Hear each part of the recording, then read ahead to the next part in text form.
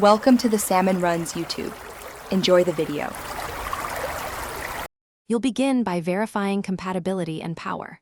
First, make sure your iPad model and iPad OS support the Magic Keyboard. This matters because firmware features differ.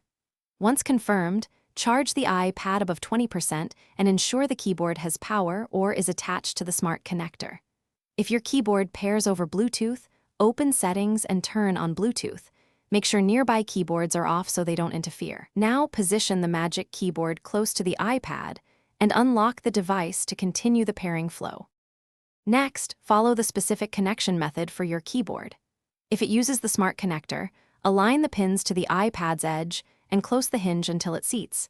This instantly provides power and input without pairing.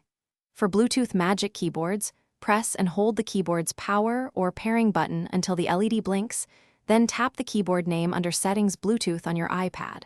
Make sure you accept any on-screen prompts, and then test typing, function keys, and trackpad gestures to confirm everything communicates correctly. To finish, ensure a stable, long-term connection and fix common issues. Once paired, check for accessory firmware updates in Settings General About and install any updates to avoid compatibility quirks. If the keyboard acts flaky, restart the iPad and power cycle the keyboard. This clears transient bugs. If problems persist, forget the keyboard in Bluetooth settings and repair it from scratch. One key troubleshooting tip.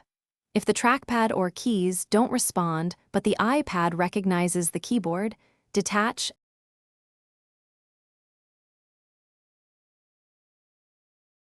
Thanks for watching. Consider subscribing if we helped you.